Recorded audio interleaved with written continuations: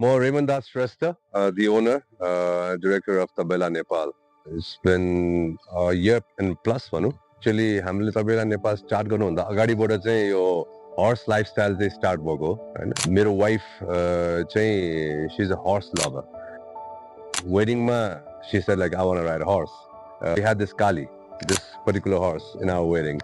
So Yana चाहिँ यो घोडा चढेको थियो मेरो wife. And after a few months Yana went to see the horse. कालीलाई चाहिँ हेर्न गएको थियो. हामीले त्यो घोडा आफैले ओन गर्यौं. अनि त्यसपछि चाहिँ बेला नेपालको ड्रीम एउटा चाहिँ आयो भनौँ न. That's how it all started actually.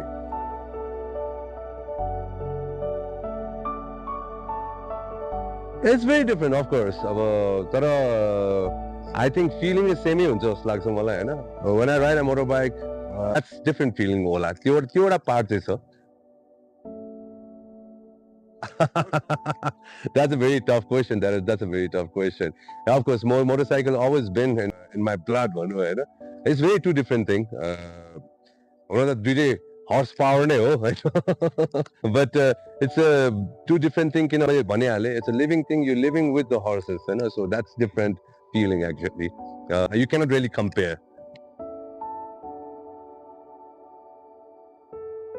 तबेला नेपालमा बुकिङ गर्नको लागि चाहिँ हाम्रो लिमिटेड स्लट्सहरु रहेको छ. सो त्यो कारणले गर्दा चाहिँ you have to call us first. अनि हाम्रो चाहिँ Instagram, social media पनि भेरी एक्टिभ छौं हामी. Facebook पनि छ. Instagramमा चाहिँ बढी एक्टिभ छौं. त्यसको मेसेजहरु चाँडै रिप्लाई हुन्छ हाम्रो. सो Instagramमा पनि कनेक्ट हुन सक्नुहुन्छ to know more about our Tabela Nepal and also हाम्रो कोर्सेसहरु, हाम्रो प्याकेजेसहरु. Saturday fun farm भनेर चाहिँ हरेक Saturday after 2 o'clock चाहिँ हामीले एउटा farm fun भनेर चाहिँ स्टार्ट गरेका छौं हैन. जसमा चाहिँ अब बच्चाहरु आएर हल्का मिनी राइड गर्न पाइन्छ. Every last Saturday of a month चाहिँ हामीले सानो फार्मर्स मार्केट गर्न थालेको छौं. We gonna have different stalls अनि उहाँले चाहिँ आफ्नो यहाँ मार्केट खोल्नुहुन्छ. अनि कहिलेकाहीँ म्युजिक पनि हुन्छ. अनि किड्सहरु छ हाम्रो क्लाइन्टहरु भनौँ हैन.